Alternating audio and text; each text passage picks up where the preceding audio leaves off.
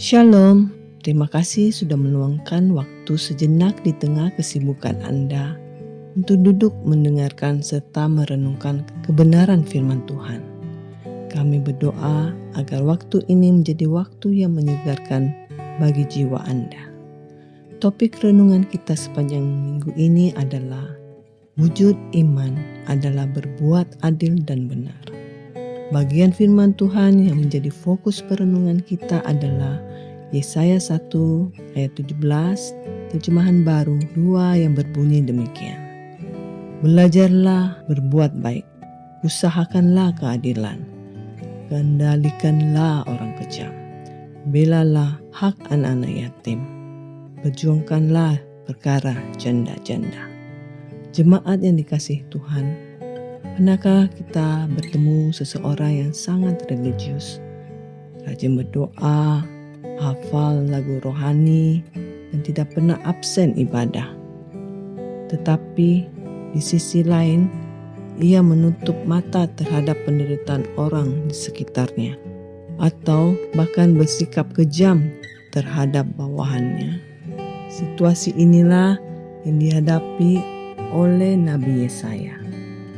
Umat Israel saat itu sangat sibuk beragama.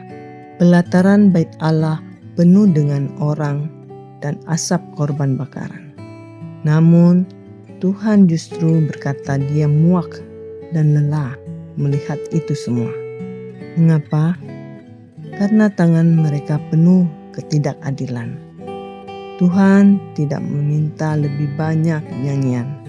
Dia menuntut perubahan perilaku yang radikal.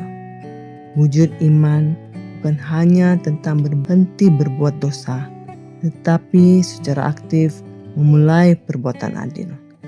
Ayat 17 dipenuhi dengan perintah yang sangat aktif, seperti belajarlah, usahakanlah, kendalikanlah, belalah, dan perjuangkanlah.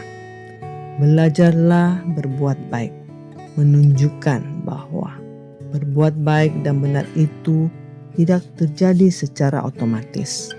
Kita harus belajar mematikan ego kita untuk bisa memikirkan orang lain. Usahakanlah keadilan. Berarti keadilan tidak datang dengan sendirinya. Orang beriman harus mengejarnya dan menciptakannya. Anak yatim dan janda dalam konteks kuno adalah kelompok paling lemah yang tidak memiliki pelindung hukum atau ekonomi. Tuhan secara khusus mengaitkan iman yang benar dengan pembelaan terhadap mereka yang tidak memiliki kuasa. Jadi, iman yang sejati adalah iman yang proaktif, yang berani mengintervensi ketidakadilan untuk melindungi mereka yang lemah. Jadi ketika kita melihat ada rekan kerja yang ditindas, dibuli, atau diperlakukan tidak adil, iman kita menuntut kita untuk mengendalikan orang kejam. Diam berarti setuju dengan penindasan itu. Kita harus berani bersuara. Siapakah yang dipandang lemah dan berada di sekitar kita saat ini? Mungkin mereka adalah pegawai rendahan yang sering dimaki, tetangga yang dikucilkan, atau orang miskin yang haknya diabaikan. Gunakan pengaruh, jabatan, atau suara kita untuk membela hak mereka. Dan jangan merasa diri kita sudah cukup baik. Mari kita terus tanyakan pada diri sendiri. Apa hal yang baik yang baru yang bisa saya pelajari dan lakukan hari ini? Karena iman yang hidup selalu bertumbuh dalam kepekaan sosial. Mari kita merenungkan sejenak. Adakah ketidakadilan di sekitar kita, baik itu di kantor, keluarga, lingkungan, yang selama ini kita biarkan hanya karena kita takut atau malas bercampur tangan? Mari kita berdoa.